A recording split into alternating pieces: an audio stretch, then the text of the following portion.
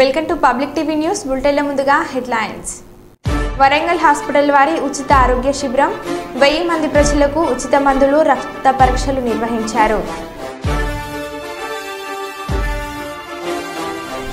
దక్షిణ మధ్య railway zone పరిధిలో విజయవాడ రైల్వే స్టేషన్ చరిత్ర సృష్టించింది.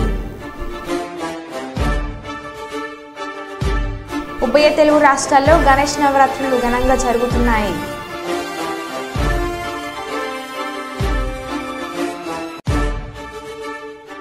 వినాయక ఘాట్ వద్ద జరగనున్న నిమజ్జన ఏర్పాట్లను పరిశీలించిన మంత్రి టీజీ భరత్. ఉచిత గుండె వైద్య శిబిరాన్ని ప్రారంభించిన పాణ్యం ఎమ్మెల్యే శ్రీమతి గౌడ్చేతారెడ్డి.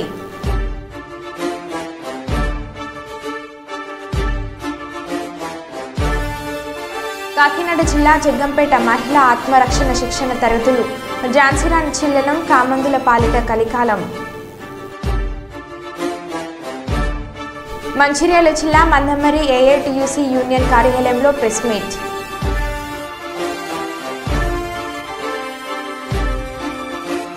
ఇక వివరాల్లోకి వెళ్తే వరంగల్ హాస్పిటల్ ఆధ్వర్యంలో ఉచిత ఆరోగ్య శిబిరంను దామెద గ్రామంలో నిర్వహించారు. ఈ ఆరోగ్య శిబిరంలో doctor A Radhe Reddy general surgeon, doctor A Narasimha Reddy, doctor A Srikanth general వైద్యులు మరియు డాక్టర్ బి యాకూబ్ ఆర్థో వైద్యులు పాల్గొని 1000 మంది ప్రజలకు ఉచిత మందులు రక్త పరీక్షలు చేశారు. దామెర సర్పంచ్ గ్రామ ప్రజలు వరంగల్ హాస్పిటల్ యాజమాన్యంకు మరియు సిబ్బందికి ధన్యవాదాలు తెలిపారు.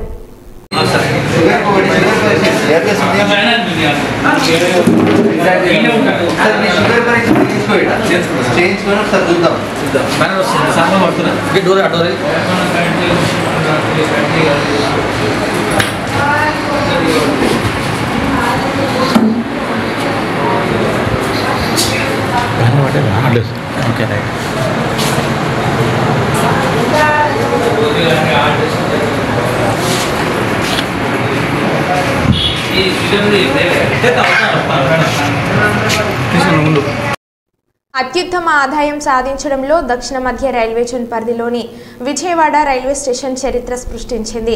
ఈ జోన్లో సికింద్రాబాద్ తర్వాత Vijayawada station non suburban group 1 NSG category సాధించి సత్తా చాటింది. ఈ రైల్వే స్టేషన్ దేశంలోని టాప్ 28 స్టేషన్లలో ఎలైట్ గ్రూప్లో చేరింది. విజయవాడ రైల్వే స్టేషన్కు ఎన్ఎస్జీ 1 హోదా రావడం గర్వకారణమన్న Vijayawada railway division manager Narendra Anandarao Patil.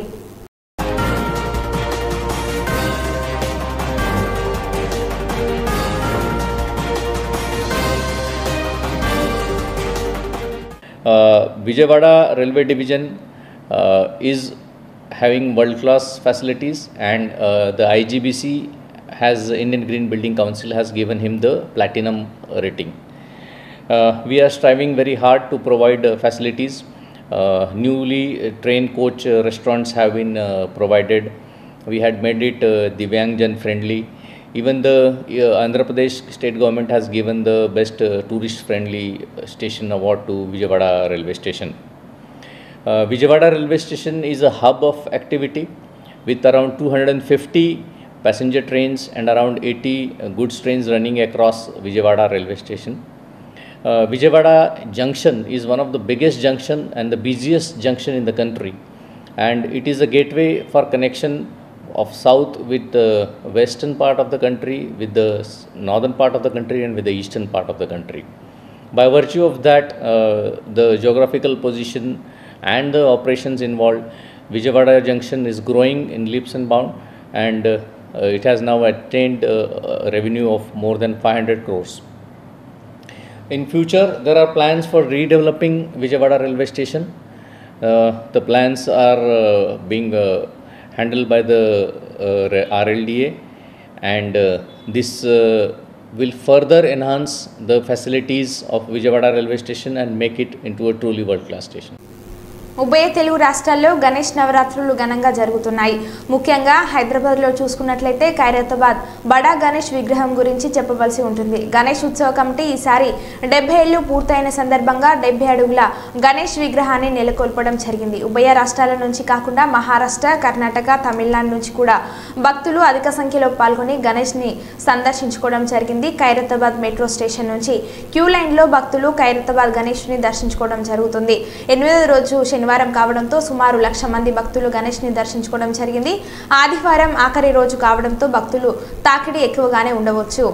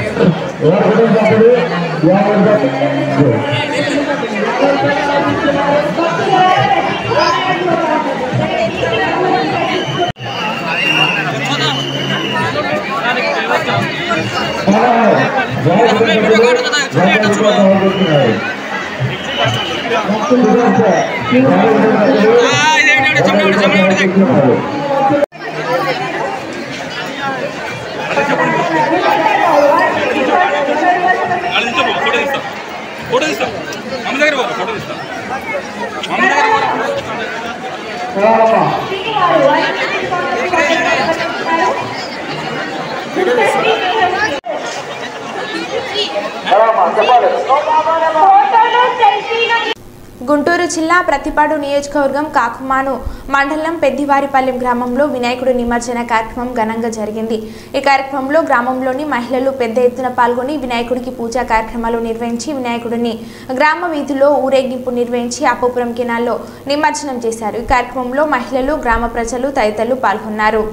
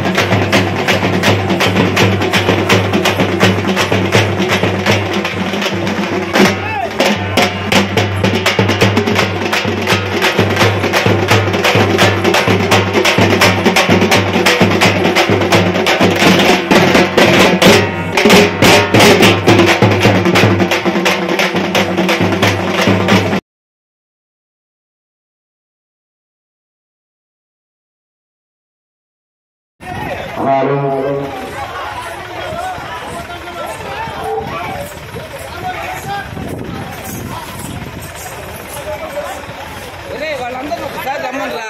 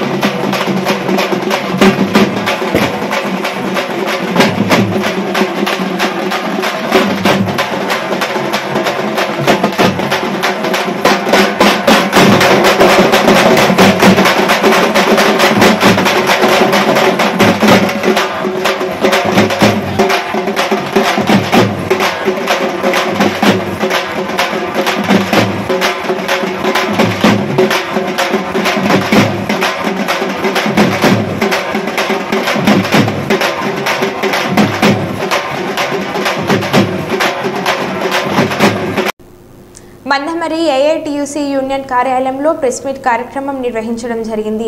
ఈ కార్యక్రమానికి ముఖ్య అతిథిగా SCC AITUC deputy general secretary Shri Y Rao మరియు ఏఐటియుసి కేంద్ర కార్యదర్శి ఎండి అక్బర్ అలీ ముఖ్య అతిథిగా రావడం జరిగింది. ముఖ్య అతిథులు మాట్లాడుతూ సింగరేణి గుర్తింపు సంఘం ఎన్నికలు జరిగి 8 నెలలు అయినప్పటికీ గెలిచిన ఏఐటియుసి యూనియన్కి గుర్తింపు పత్రం ఇవ్వకుండా యాజమాన్యం కావాలని కాలయాపన చేసి తర్వాత ఇప్పుడు ఏఐటీసీకి యూనియన్కి సెప్టెంబర్ 9వ తేదీన గుర్తింపు సంఘం పత్రం ఇవ్వడం జరిగిందని అన్నారు. గుర్తింపు సంఘం పత్రం ఇచ్చిన సందర్భంగా ఇప్పటి నుండి అన్ని స్ట్రక్చర్ సమావేశాలు నిర్వహించి కార్మికుల సమస్యలు తప్పకుండా పరిష్కరిస్తామని కార్మికులకు హామీ ఇవ్వడం జరిగింది. సింగరేణిలో గుర్తింపు సంఘం ఎన్నికలు జరిగిన తర్వాత మొన్న 9వ తారీఖు రోజు గుర్తింపు పత్రం ఇవ్వడం జరిగింది. 9 నెలలు గడిచిన తర్వాత మరి ఇప్పటికే సమస్యలన్నీ పెండింగ్ ఉన్నాయి. వెంటనే జీఎం స్థాయిలలో స్ట్రక్చర్ సమావేశాలు, కార్పొరేట్ సమావేశాలు జరపడం ద్వారా సమస్యల్ని పరిష్కరించుకోవాల్సిన అవసరం ఉన్నది. మరి యాజమాన్యం ఏదైతే ఈ గుర్తింపు సంఘం ఏఐటీసీ వస్తే అధికార పక్షానికి అనుకూలంగా లేదని చెప్పేసి ఇది ఎప్పుడు సింగరేణి కార్మికుల సమస్యలు డిమాండ్లపైనే పోరాడతారని చెప్పేసి మరి ఇంతకాలం సాచివేతతోని గుర్తింపు పత్రం ఇవ్వడం జరిగింది. మరి ఇప్పటికైనా యాజమాన్యం గతంలో ఈ సింగరేణిని కాపాడింది, బిఐఎఫ్ఆర్ పోయినప్పుడు కార్మికులను చైతన్యవంతులను చేసి పని చేయించి మరి లాభాల్లోకి తెచ్చి కాపాడింది ఏఐటీసీ అనేది ఈ యాజమాన్యం గుర్తుంచుకోవాలి.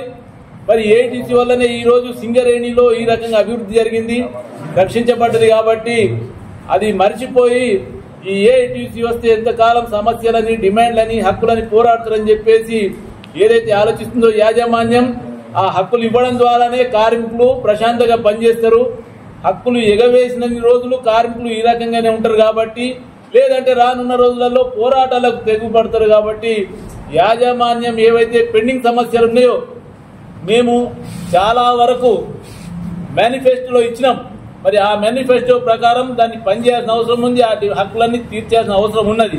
కాబట్టి యాజమాన్యం వెంటనే లాభాల్లో వాటా ప్రకటించి చెల్లించాలి. అదే రకంగా ఏవైతే సొంతింటి పథకం ఉందో అది అమలు చేయాల్సిన అవసరం ఉంది. పెర్స్పై ఇన్కమ్ ట్యాక్స్ యాజమాన్యం చెల్లించాలి. ఏదైతే అధికారులకు చెల్లిస్తూ కోల్ ఇండియాలో కూడా చెల్లిస్తున్నారు కానీ ఇక్కడ అమలు చేయలేదు. అదే రకంగా కాంట్రాక్ట్ కార్మికులకు కనీస వేతనాలు లేక ఈరోజు కొట్టుమిట్టాడుతున్నారు. వాళ్ళకు ఉద్యోగ భద్రత లేదు, కనీస వేతనాలు లేవు. కాంట్రాక్టర్ల ఏవైతే లంచగొండితనం ఉందో ప్రతి పనికి ఇంత తీసుకుంటారో దానివల్ల అభద్రతకు గురై కాంట్రాక్ట్ కార్మికులు సమాన పనికి సమాన వేతనం నోచుకోకుండా ఈరోజు సింగరేణిలో వివక్షకు గురవుతున్నారు. కాబట్టి ఈ సమస్యలన్నిటిపై ఏఐటీసీగా మొదటి స్ట్రక్చర్ సమావేశంలోనే పరిష్కరిస్తామని చెప్పేసి కార్మికులు తెలియజేయడం జరుగుతుంది. ఈ రోజున సింగరేణిలో కార్మిక సమస్యలు మొత్తం కూడా పెండింగ్ ఉన్నాయి. ఎలక్షన్లలో ఏఐటీసీ గెలిచినా కూడా 7 నెలల నుంచి గెలిచినటువంటి సర్టిఫికేట్ ఇవ్వకుండా కార్మిక సమస్యలు అట్లనే పెండింగ్ ఉన్నాయి. మొన్న లెటర్ ఇవ్వడం అనేది జరిగింది. Next month JCC meeting, structure meeting సమావేశాలు ఉంటాయి.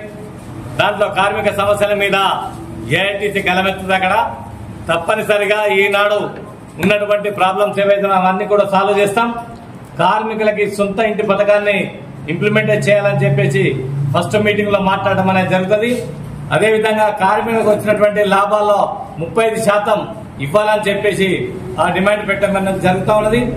అదేవిధంగా సొంత ఇంటి పథకము, లాభాల్లో వాటా, లాభాల బోనస్ కూడా ఈసారి ₹1,00,000 అడుగుతా ఉన్నాం. తప్పనిసరిగా దాన్ని కూడా మెరుగైనటువంటి లాభాల బోనస్ సాధిస్తామని చెప్పి తెలియజేసుకుంటూ కార్మికుల సమస్యలు అనేక పెండింగ్ లో ఉన్నాయి.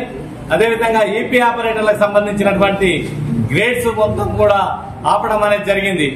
డి గ్రేడ్ నుంచి సి గ్రేడ్ కి 2 years ఉన్నప్పుడు ఇమీడియట్ గా వాళ్ళకి ఆటోమేటిక్ ఇవ్వాలి. అదేవిధంగా సి టు బి 3 years ఇవ్వాలి, బి టు ఏ 3 years ఇవ్వాలి, ఏ టు స్పెషల్ ఏ కూడా 3 years ఇచ్చే సిస్టమ్ అనేది ఉన్నది. కానీ సింగరేణిలో గత 10 సంవత్సరాల నుంచి ఈ సిస్టమ్స్ అన్ని పోయినాయి, మీటింగ్స్ పోయినాయి, గ్రేడ్లు పోయినాయి, ఈపీ ఆపరేటర్లకు సంబంధించినటువంటి ఇన్సెంటివ్ పోయింది. కాబట్టి టోటల్ గా సింగరేణిలో ఉన్నటువంటి 19 ఓపెన్ కాస్ట్లలో ఈపీ ఆపరేటర్లను ఐక్యం చేస్తా ఉన్నాం.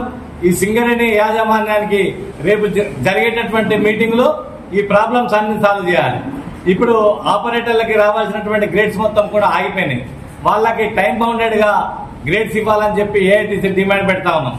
వినాయక చవితి సందర్భంగా జర్నలిస్టులు మట్టి వినాయక విగ్రహాన్ని ఏర్పాటు చేయడంతో పాటు మొక్కలు నాటడం ద్వారా పర్యావరణ పరిరక్షణలో భాగస్వాములు కావడం అభినందనీయమని senior gastroenterologist doctor Shankar Sharma అన్నారు.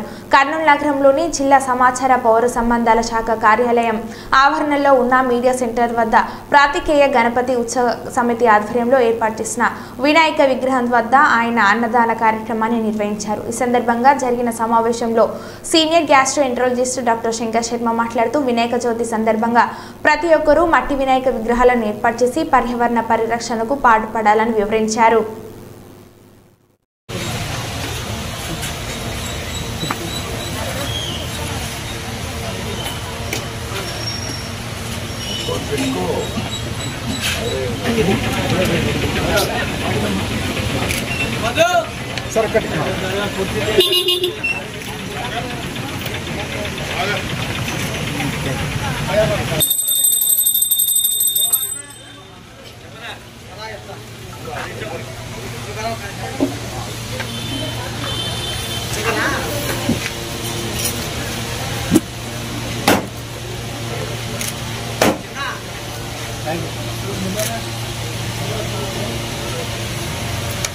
जय बोलो गणेश महाराज जय जय बोलो गणेश महाराज की जय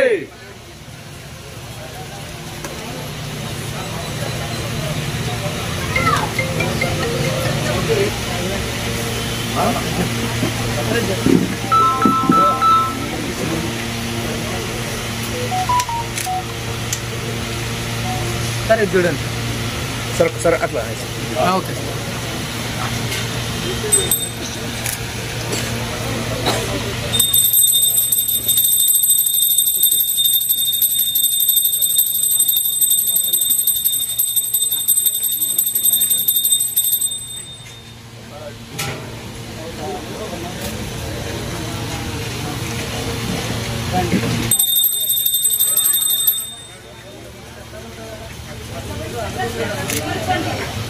मैडम के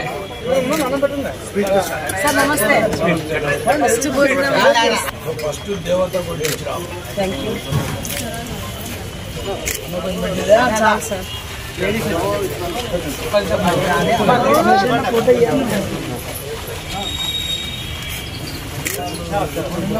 सर చూడండి సార్ ఒకసారి ఇటు రండి సార్ లైన్లో ఉండాలమ్మా లేడీస్ సార్ వడ్డించుకుంటూ చూడండి సార్ సార్ ఒకసారి ओके थैंक यू ఇటు వెళ్ళండి ఓకే సార్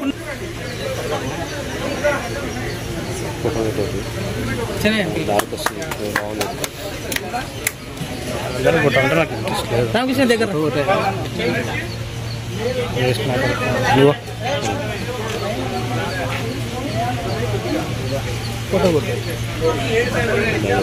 ఓకే సార్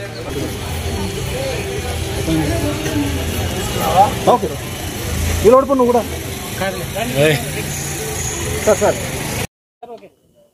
ఈరోజు పాత్రికేయ గణపతి ఉత్సవ కమిటీ వారు ఇక్కడ ఈ అన్నదాన కార్యక్రమానికి నన్ను ఆహ్వానించడం అనేది వినాయక చవితి సందర్భంగా నా పూర్వజన్మ సుకృతంగా నేను ఫీల్ అవుతున్నాను. ముఖ్యంగా ఈరోజు రెండు ముఖ్యమైన కార్యక్రమాలు వీళ్ళు చేయడం జరిగింది పాత్రికేయులు. ఒకటి మట్టి వినాయకుడిని వీళ్ళు ప్రతిష్ఠించారు. అంటే పర్యావరణ పరిరక్షణలో ప్రతి ఒక్కరూ భాగం కావాలని మేము పదే పదే చెప్తూ ఉన్నాను. సో ఆ కార్యక్రమంలో జర్నలిస్టులు ముందంజ వేసినారంటే వీళ్ళు సమాజానికి జర్నలిస్టులకు వీళ్ళ print media, electronic media, social media ద్వారా ప్రజలకు పదే పదే చెప్తే కనీసం వచ్చే సంవత్సరానికన్నా 90% మట్టి వినాయకులు పెట్టాలని కర్నూలు అనేది దేశానికి ఒక ఆదర్శం కావాలని. ఎందుకంటే వినాయక చవితి దేశం మొత్తం జరుపుకుంటారు, కానీ చాలా చోట్ల రసాయన పదార్థాలతో, కెమికల్స్తో కూడి, ఆస్బెస్టాస్తో కూడిన వినాయకులను పెట్టుకుంటుంటారు. ఒకరోజు ఆ మార్పు కావాలని, పర్యావరణాన్ని పరిరక్షించుకోవాలని నేను మరీ కోరుకున్నాను. తర్వాత వీళ్ళు ప్లాంటేషన్ కార్యక్రమం కూడా చేశారు. ఈ పిల్లలు దాన్ని చాలా అప్రిషియేట్ చేయాలి. ఎందుకంటే ఈ ప్లాంటేషన్ అనేది చాలా ఇంపార్టెంట్. వీళ్ళు ఈరోజు అన్నదాన కార్యక్రమానికి మీరు స్పాన్సర్ చేయండి అనడము, నేను ఇక్కడికి రావడము, అందరూ ఆ రకంగా ఆహారము తింటూ ఉంటే కూడా చాలా వినాయకుని యొక్క ఆశీర్వచనాలు పొందుతూ ఈరోజు ఇక్కడ అన్నం భుజిస్తున్న అందరికీ నేను నా యొక్క ఆశీర్వచనాలు, దైవబలం వాళ్లకు, దైవ ఆశీర్వచనాలు వాళ్లకు ప్రాప్తించాలని నేను మరీ కోరుకుంటున్నాను. తర్వాత ఈ వినాయక ఉత్సవ సందర్భంగా నేను చెప్పేదంటే మానవులంతా ఐకమత్యంతో ఒకరినొకరు ప్రేమించుకుంటూ మన దేశం ఈ ప్రపంచానికి ఆదర్శం కావాలని నేను కోరుకుంటున్నాను. ఈ జర్నలిస్టులు అనే వాళ్ళు కూడా చాలా ఇబ్బందుల్లో ఉంటారు. వాళ్ళను కూడా తగిన విధంగా గుర్తించి గవర్నమెంట్ వాళ్ళకి ఇంపార్టెంట్గా కార్డ్స్ ఇచ్చి వాళ్ళకి హౌసెస్ ఇచ్చి తగిన బెనిఫిట్స్ ఇవ్వాలని ఆ వినాయకుడు వాళ్ళని ఆశీర్వదిస్తూ గవర్నమెంట్కు ఆలోచనలు కలగాలని నేను కోరుకుంటున్నాను. వరంగల్ నగరంలో ఈ నెల 16వ తేదీన ఒకే రోజు గణేష్ నిమజ్జనం ఊరేగింపు, మిలాద్ ఉన్ నబీ పండుగ ఊరేగింపు ఒకే రోజు వస్తుండటంతో వరంగల్ సిపి అంబర్ కిషోర్ ఆదేశాలతో ఏసీపీ నందిరామ్ నాయక్ ఆధ్వర్యంలో వరంగల్ సబ్ డివిజనల్ పరిధిలోని ముస్లిం మత పెద్దలు అందరితో ఎల్బీ నగర్లోని క్రిస్టల్ గార్డెన్లో పిఎస్ కమిటీ మీటింగ్ ఏర్పాటు చేయడం జరిగింది. ఈ సమావేశంలో కార్పొరేటర్ పుర్ఖాన్, ఎన్టీఆర్ గంజ్, మట్టెవాడ సిఐలు మల్లయ్య, ముస్లిం మత పెద్దలు అహ్మద్, ఆయుబ్, తన్వీర్, ఎంఎస్ సుబాన్ తదితరులు పాల్గొన్నారు. ఈ సందర్భంగా ఏసీపీ ఒకే రోజు రెండు మతాల పండుగలు వస్తుండటంతో రెండు వర్గాల మధ్య ఎలాంటి శాంతి భద్రతల సమస్యలు తలెత్తకుండా ముస్లిం మత పెద్దలని తమ పండుగ ఊరేగింపుని వాయిదా వేసుకోవాలని కోరగా దానికి ముస్లిం మత పెద్దలు అందరూ చర్చించుకొని ఒక పండుగను ఊరేగింపుని ఈ నెల 16వ తారీఖున జరుపుకోవడానికి అంగీకరించారు. ఈ సందర్భంగా ఏసీపీ నందిరామ్ నాయక్ మాట్లాడుతూ మీలాద్ ఉన్ నబీ ఉన్నందున అందరూ ఐకమత్యంగా ఉండే ఎలాంటి అవాంఛనీయ సంఘటనలు జరగకుండా వరంగల్ వాతావరణాన్ని ప్రశాంతంగా ఉంచాలని, వినాయక నిమజ్జనానికి అందరూ సహకారం అవసరమని, మిలాద్ ఉన్ నబీ పోలీసుల సహకారం ఉంటుందని ఏసీపీ నందిరామ్ తెలిపారు.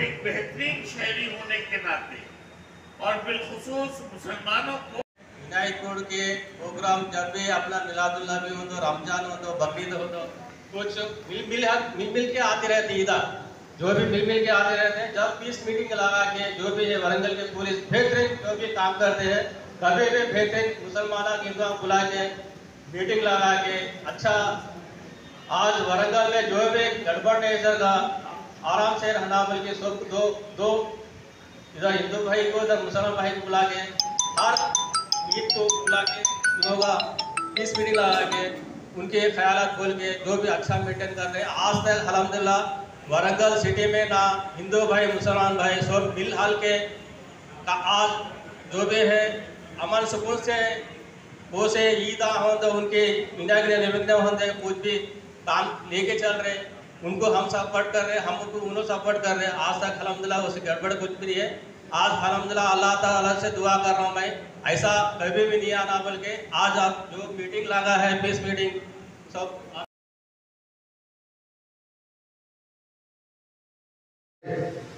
మట్వాడ సిఐ గారు, గోపి గారు, అలాగే వేదిక రంగించిన పెద్దలు, మైనార్టీ నాయకులు, మరి మిగతా మైనార్టీ నాయకులకు, సోదరులకు మీ అందరికి హృదయపూర్వక అమీర్ గారికి హృదయపూర్వక నమస్కారాలు. ఈరోజు बिस्मिल्लाहिर रहमानिर रहीम अल्हम्दुलिल्लाहि त्योहार के मौके पर खुशियों को बांटने के लिए उनसे भी गुजारिश की जाए। एक और दूसरा